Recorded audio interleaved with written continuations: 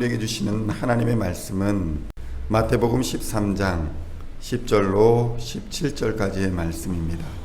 제가 가지고 있는 성경은 신약성경 39면 내지는 21면에 있습니다. 함께 마태복음 13장 10절로 17절까지의 말씀을 봉독하겠습니다. 제자들이 예수께 나와 이르되 어찌하여 그들에게 비유로 말씀하시나이까? 대답하여 이르시되 천국의 비밀을 아는 것이 너희에게는 허락되었으나 그들에게는 아니 되었나니 무릇 있는 자는 받아 넉넉하게 되되 없는 자는 그 있는 것도 빼앗기리라. 그러므로 내가 그들에게 비유로 말하는 것은 그들이 보아도 보지 못하며 들어도 듣지 못하며 깨닫지 못함이니라. 이사야의 예언이 그들에게 이루어졌으니 일렀으되 너희가 듣기는 들어도 깨닫지 못할 것이요 보기는 보아도 알지 못하리라.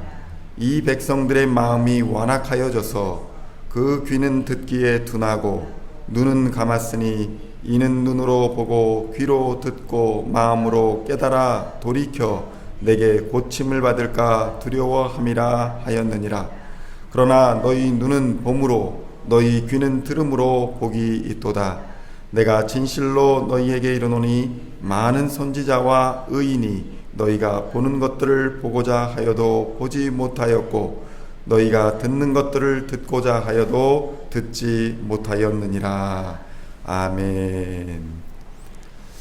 오늘은 마태복음 13장 10절로 17절까지의 말씀을 본문으로 여러가지 비유의 의미라는 제목으로 은혜의 말씀을 함께 나누고자 합니다. 마태복음 13장은 천국에 관한 7개의 비유로 구성되어 있습니다. 이러한 비유의 본질적인 의미는 하나님의 비밀에 속한 천국은 인간의 지혜로는 도무지 이해할 수 없는 부분이기 때문입니다.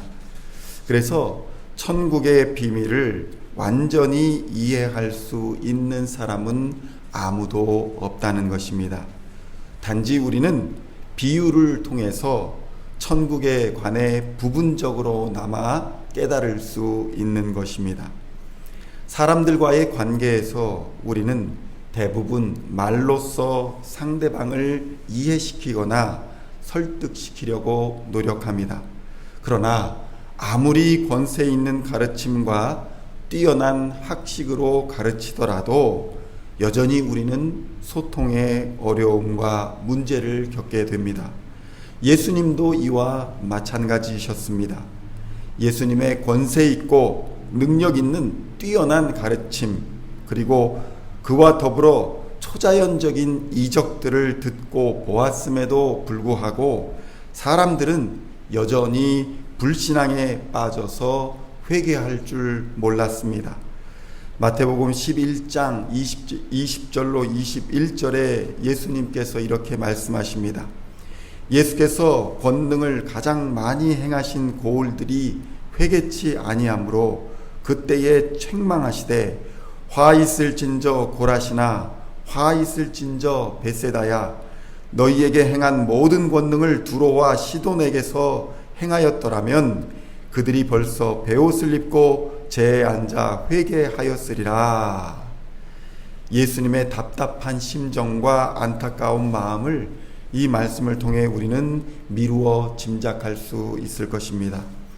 그래서 예수님께서는 천국에 관하여 비유로 설명하심으로 두 가지의 목적을 성취하시기를 원하셨습니다. 비유를 한마디로 정리한다면 이것은 자신이 나타내고자 하는 사상과 정보 또는 감정을 직설적으로 표현하지 않고 이와 유사성이 있는 상황이나 사물에 빗대어 표현하는 수사적인 방법이 비유라고 할 수 있을 것입니다. 그래서 이 비유를 통해서 영적인 갈급함과 안목을 가지고 있는 자들에게는 오히려 이 비유로 인해 영적인 진리를 보다 쉽게 깨달을 수 있게 하지만 한편으로는 예수님의 말씀에 꼬투리를 잡아 모함하거나 대적하고자 하는 자들에게는 오히려 비유로 말씀하시기 때문에 혼란을 주어서 진리를 깨닫지 못하게 하고자 하는 목적이 있었다는 것입니다. 그래서 예수님이 비유로 말씀하시는 이야기를 대할 때에 우리는 주의할 점이 몇 가지가 있습니다. 첫째로, 비유를 문자적으로만 풀이한다거나 반대로 지나친 영적인 풀이에 빠져서 하나님이 전혀 말씀하시지도 않는 내용을 성경에서 유추해내고자 하는 오류를 범하지 말아야 한다는 것입니다. 그러기에 우리는 비유의 말씀을 대할 때 먼저 성령의 충만하심과 성령의 인도하심을 간구하고 비유를 통하여 말씀하시고자 하는 하나님의 말씀의 진리를 겸손한 마음으로 받아야 한다는 것입니다.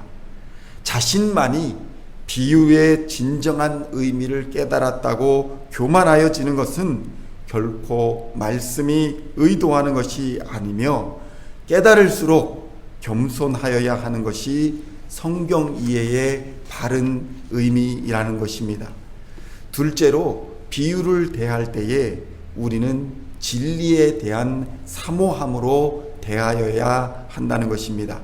진리에 대한 사모함이 없이 비유를 대하게 되면 우리는 무익한 지식의 종이 되어서 다른 사람에게 현학적인 지식만을 전하는 사람이 되게 된다는 것입니다.